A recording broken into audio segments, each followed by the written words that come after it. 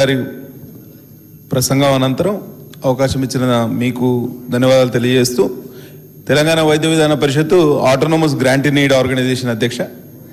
As far as I know minister గారు నేనైతే అనుకున్నాం this is a merger into the government. ఇది ఒక రకంగా విలీనమే.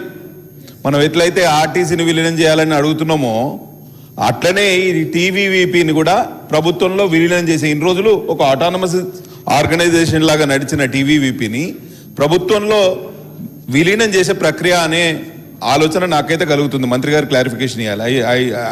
ఈ బిల్లు యొక్క ఉద్దేశం అదే అనుకుంటున్నా.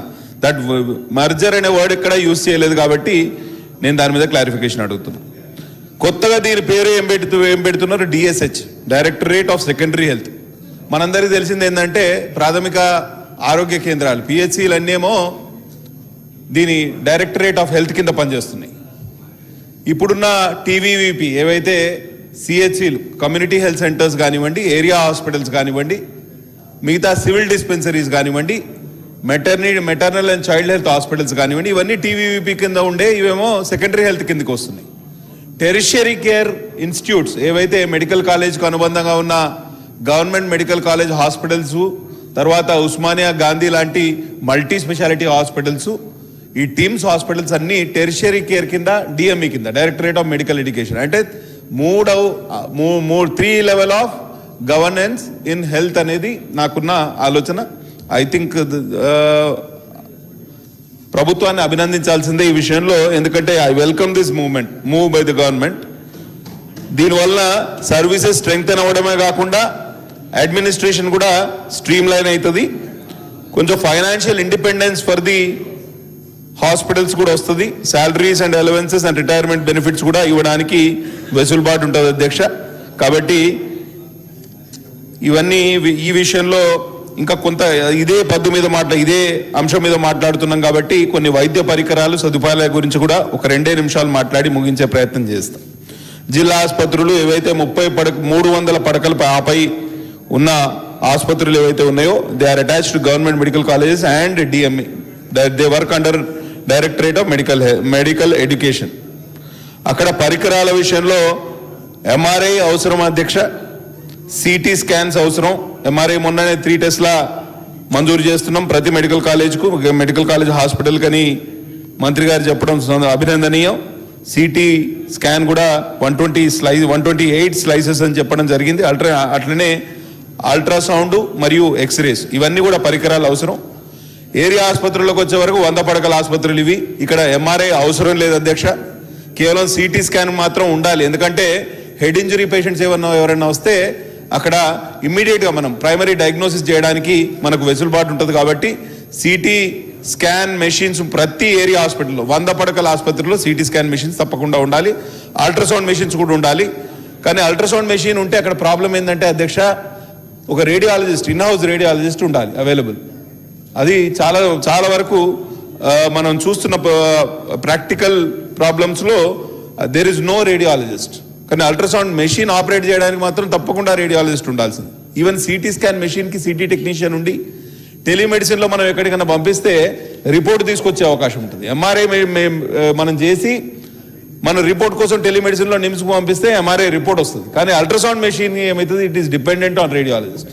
కాబట్టి రేడియాలజిస్ట్ యొక్క రిక్రూట్మెంట్ చాలా అవసరం అధ్యక్ష. చాలా ఆసుపత్రుల్లో లేదు. 30 పడకల సామాజిక ఆసుపత్రుల్లో ఎక్స్రే మెషిన్, అల్ట్రాసౌండ్ మెషిన్ అవసరం అధ్యక్ష. కానీ ఇక్కడ రేడియాలజిస్ట్ని పెట్టలేము ఇక్కడ, ఎందుకంటే practically it's not possible. So we can train our in house gynaecologist. ఒక 6 months కోర్స్ ఇచ్చి వాళ్ళకు అల్ట్రాసౌండ్లో మనం ఒక కొంత తర్ఫీదునిస్తే అక్కడ మనకు రేడియాలజిస్ట్ లేకుండా యాంటీనేటల్ స్కాన్స్, ప్రీనేటల్ స్కాన్స్ చేయడానికి అవకాశం ఉంటుంది అధ్యక్ష. ఎక్స్రే మెషిన్స్ అయితే అన్ని ఆసుపత్రుల్లో అవసరం. X-ray doesn't need a radiologist, అక్కడ ఒక ఎక్స్రే టెక్నీషియన్ ఉంటే సరిపోతుంది. చాలా చోట్ల పాతవి పనిచేస్తలేవు ఎక్స్రే మెషిన్స్. మేమే కొంత ఇనిషియేటివ్ తీసుకొని మొన్ననే ఒక సిఎస్ఆర్ ఫండ్ ఒక సెంట్రల్ పిఎస్యూని అడిగినాం.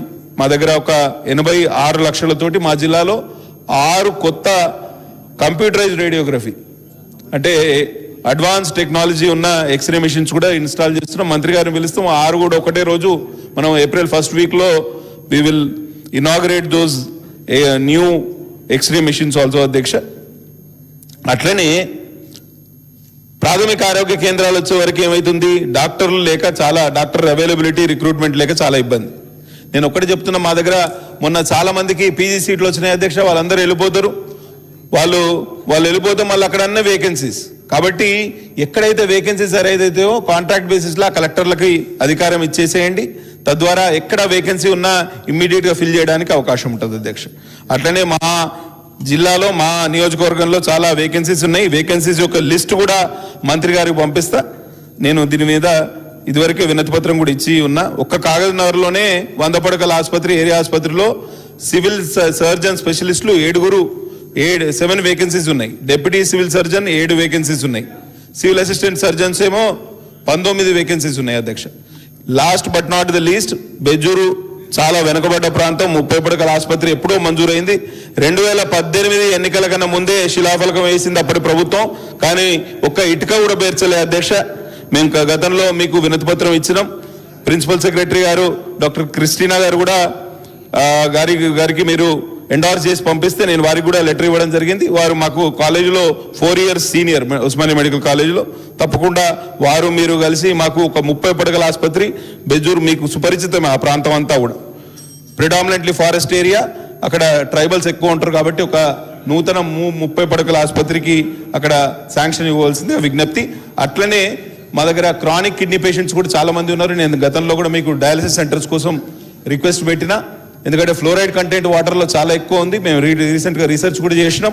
కాబట్టి 5+5 కాగజ్నగర్లో 5 పడకల డయాలసిస్ సెంటర్ ఉంది, దాన్ని 10 పడకలకు పెంచాలని, దాన్ని అట్లనే కౌటాలలో ఇంకొక 5 పడకల డయాలసిస్ సెంటర్ను మంజూరు చేయాలని విజ్ఞప్తి చేస్తూ, మొన్న మంత్రి గారే స్వయంగా నన్ను అడగడం జరిగింది, మీ కాగజ్నగర్లో MCH హాస్పిటల్ ఉందా అని అడిగితే నేను ఒక రిక్వెస్ట్ లెటర్ కూడా పెట్టిన. తప్పకుండా కాగజ్నగర్లో మాకు ఒక MCH హాస్పిటల్ కూడా మంజూరు చేయాలని మంత్రి గారిని కోరుతున్నా. లాస్ట్ ఒక్కటే, నేను ఆంధ్రజ్యోతిలో నిన్న చదివిన వైద్య శాఖ కోసం భారీ రుణ సమీకరణ, ఇది గిట సఫలీకృతం అయితే చాలా అడ్వాంటేజెస్ అధ్యక్ష. ఒక 8,712 కోట్లు ఒక్క వైద్య రంగానికే ఖర్చు పెట్టడానికి, ఒకటేమో వరల్డ్ బ్యాంకు, తర్వాత ఏషియన్ ఇన్ఫ్రాస్ట్రక్చర్ ఇన్వెస్ట్మెంట్ బ్యాంక్, ఇవి రెండు కలిసి దాదాపు 8,712 crores మనకు అందుబాటులో వచ్చే అవకాశం ఉంది. దీంతో